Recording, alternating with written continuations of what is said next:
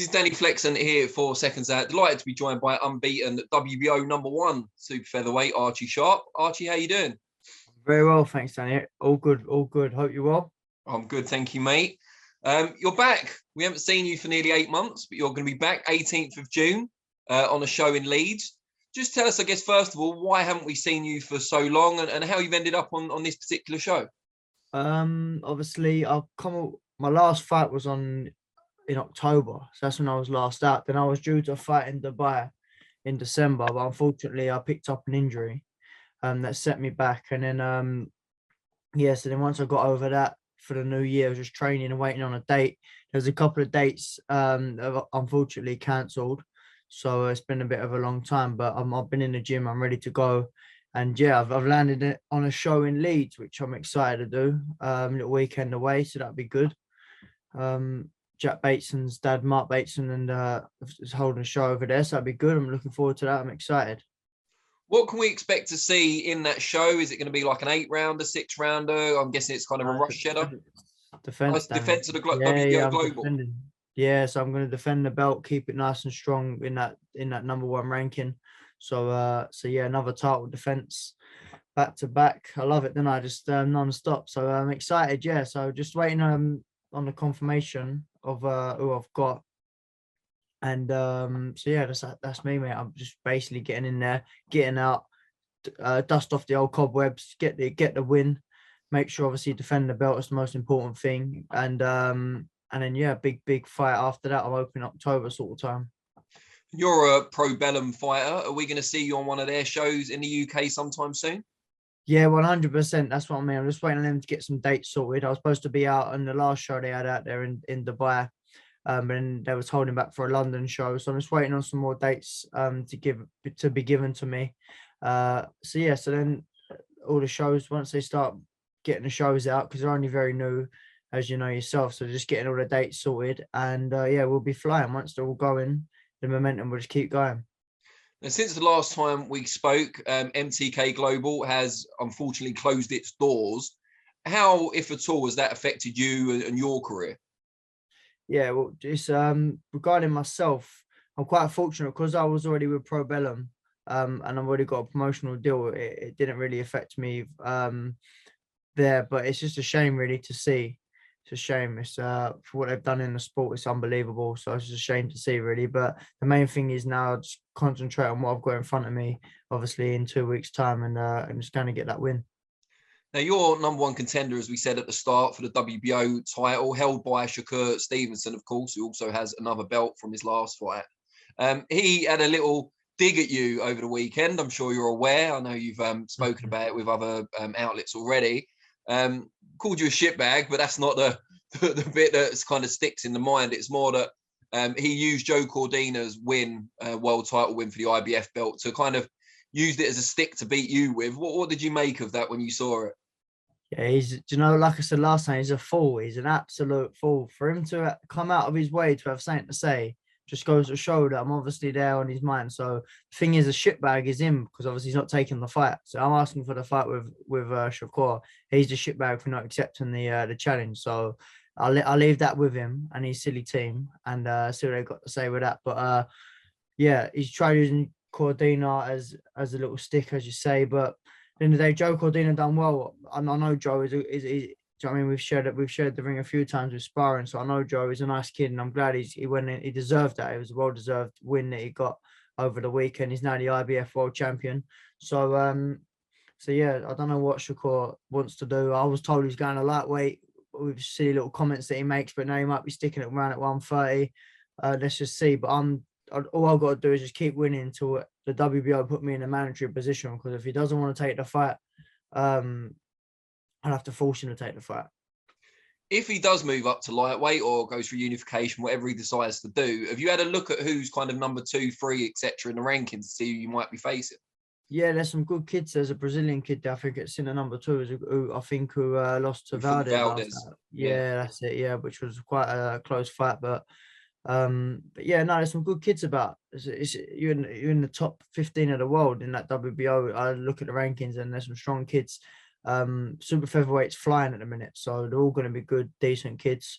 I'm just looking forward to showcasing my skills when I get these opponents. Do you know what I mean? Like for myself, I've always said you see the best Archie Sharp when you see the best opponent. So when there's a threat there in front of me, then you'll see the best Archie Sharp. With Shakur being kind of in the pound for pound discussion now after that win over Valdez, would you be disappointed if that fight doesn't happen? Because obviously you want to win a world title, but that's a huge fight. Yeah, 100% a huge fight. Not just because I just want to shut a lot of people up. Like they're blowing a lot of smoke up his ass, and I just don't understand it. Like he's a good kid, we understand that, but he ain't unbelievable. Like I will beat Shakur Stevenson. So mark my words, I'll beat him. You'll hear it. I've been saying it, I've been screaming it, and I will do it. I will deliver that. Do you believe when you saw that tweet over the weekend, do you believe that's a sign that you're getting to him a little bit now? Yeah, I know I'm getting to him. I know he likes fighting. He's a fighter who fight his game plan where they just the peekaboo fights. Like Oscar Valdez was terrible on his last outing. With someone with a good boxing IQ like Shakur, you wouldn't be doing peekaboo styles with him, like just walking in and getting your head punched out. So yeah, I don't think he likes the fact with my lateral movement. I'm a mover. I'm a switch hitter. I think that's what's gonna be hard for him to cope with. So yeah, I think I'm definitely getting to him. And we talked about Caldina earlier, someone you shared rounds with. You were impressed by his performance. Could that be a fight down the line, or potentially even a unification? Yeah, definitely. Like I say, it's never personal with people like Joe and that, because the nice people are doing their thing, and he's just gonna want himself a world title. But he's now come on the radar because it's a belt that obviously I want myself. Doing the unification, I've got to win a WBO because I'm highly ranked there. So hopefully I'll be in mandatory position very, very soon. I'll win that, and then I'll be looking for the other belts, and whoever's got the belts, obviously they're the fights that we'll be looking to make. Did you expect Joe to win in the fashion that he did?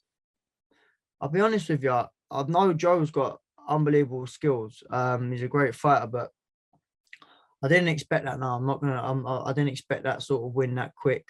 He just picked the perfect shot. It was a good feint to the body, straight over right hand to the head. It was a lovely shot, and the other fella stood still and just took and got caught. He got caught with a big shot. It's a shame. Well, I say it's a shame. It's good for Joe, obviously, but I mean, the fight, it didn't get started. It was ended before it even got started. So I was looking forward to see a few more rounds, but no, but fair play to Joe. And how's things been with you outside the ring as well? Because obviously you've had a bit of downtime. I know you've been in the gym, but how's the family, and have you been able to kind of catch up with them a bit more? Yeah, of course. I just got married a couple of weeks ago, so Oh, congratulations. busy. Thank you very much. So yeah, it's been non-stop busy. The kids are all well, everyone's all well, so I'm very blessed there.